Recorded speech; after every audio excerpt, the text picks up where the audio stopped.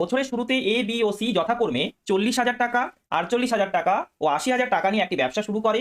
6 মাস বাদে এ ও বি প্রতি মাসে 4,000 টাকা করে বিনিয়োগ করে এবং সি প্রতি মাসে 4,000 টাকা করে তুলে নেয়। বছরের শেষে এত টাকা লাভ হলে সি কত টাকা পাবে? খুব সুন্দর একটি প্রশ্ন, তাই না?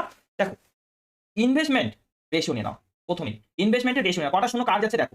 কটা শূন্য কাট যাচ্ছে দেখো তো একবার। 3টা শূন্য, তাই না? 3টা শূন্যকে তুমি কাট করে দিলে। প্রত্যেক জায়গা থেকে 3টা শূন্য কাট করে দিলে ইনভেস্টমেন্ট যেখানে আছে। ঠিক আছে? এবার এ, বি, সি ৩ জনের রেশিওটা বের করতে হবে আমাদের, তাই না? ভালো করে দেখবে কিন্তু, হ্যাঁ? 40 টাকা বিনিয়োগ করল। এই 40 টাকাটা 12 মাসের জন্য খাটবে। ঠিক আছে? 12 মাসের জন্য খাটবে। 48 টাকা বিয়ে 12 মাসের জন্য খাটবে। টোটালটা 12 মাস না, বছরের শেষে বলেছে। আর 80 টাকা 12 মাসের জন্য খাটবে। কোনো অসুবিধা নেই। ঠিক আছে? এবার পরের কাজ দেখো। 6 মাস বাদে এ ও বি প্রতি মাসে 4 টাকা করে বিনিয়োগ করে। 6 মাস বাদে এ প্রতি মাসে 4 টাকা করে বিনিয়োগ করল। তো এই যে ১ম যে 4 টাকা বিনিয়োগ করল সেটা কত মাস খাটবে? 6 মাস খাটবে। পরের মাসে যে আবার 4 টাকা বিনিয়োগ করবে সেটা কত মাস খাটবে? 5 মাস খাটবে। এভাবেই চলতে থাকবে না বলতো? এভাবেই চলতে থাকবে না? হ্যাঁ। তাহলে ৪ যদি আমি কমন নিয়ে নিই তাহলে ৬, ৫, ৪, ৩, ২, ১ এই ফরম্যাটটা আসবে কিনা? হ্যাঁ দাদা। তাহলে ৪ গুণ ২১ আসবে কিনা? ৪ গুণ ২১। বুঝতে পারলে? ৪ গুণ ২১ আসবে? আসবে দাদা। এবার তুমি দেখো এখানে, এখানে দেখো ৪ গুণ ২১ লিখে দাও।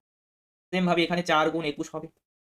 এখানে কি করছে দেখো, সি কি করছে? তুলে নিচ্ছে। তাহলে মাইনাস ৪ গুণ ২১। ৪ টাকাই তো। ৪ টাকাই তো। সেম লজিকে হচ্ছে প্রতি মাসে ৪ টাকা করে তুলে নিচ্ছে। ৬ মাস পরে, তাই না? এটাই হবে? হ্যাঁ দাদা হবে। এবার যা কাট করা যায় সেটাকে কাট করে দাও। কি কাট করা যাচ্ছে দেখো। কমন কি আছে? কমন ৪, ৪ দিয়ে কাট করা যাচ্ছে দেখো। ৪ এর ৩ গুণ। এটা একটা পদ, এটা একটা প্রত্যেক পদ থেকে কি কাট করা যাচ্ছে দেখো। প্রত্যেক পদ থেকে কাট করো। ঠিক আছে? প্রত্যেক পদ থেকে কাট করো। এবার তুমি যদি একটু ভালো করে দেখো এটা কাট হচ্ছে। ঠিক আছে? এটা তাহলে এখানে কত হচ্ছে দাদা? এখানে ৪৭, এখানে ৪৮ আর ৫৫ আর এখানে ৮০ থেকে ৭ গেলে ৭৩। দেখো তো এটাই হবে কিনা? এটাই হবে কিনা? হ্যাঁ দাদা এটাই হবে। রাইট? রাইট। এবার প্রশ্নের মধ্যে টোটাল প্রফিট দেওয়া আছে। টোটাল প্রফিট কত হচ্ছে দেখো। ১২০, ১৬০, ১৬০ এখানে ১২, ১৫ তাহলে ১৭৫ হচ্ছে ১৭৫। তাহলে ১৭৫ ইউনিটের মান জানা আছে। ১৭৫ ইউনিটের মান ৬, ৭, ২, ০। ঠিক আছে? কি বের করতে বলেছে? সি কত পাবে? ৭৩ ইউনিটের মানটা বের করতে হবে। ৭৩ ইউনিটের মানটা বের করতে বলেছে। সহজ, কাটাকাটি করো। ২৫ দিয়ে কাট করলাম। ২৫ দিয়ে ৭ বার। ২৫ দিয়ে ২৫ এর দ্বিগুণ। তারপরে ১৭, ২। ২৫ এর ৬ গুণ। ঠিক আছে? ২৫ এর ৬ গুণ। তাহলে ২২০ আছে। ২৫ এর ৮ গুণ। ২৫ এর ৮ গুণ। একটা গন্ডগোল করেছি মেবি। মেবি একটা গন্ডগোল করেছি। না, করিনি।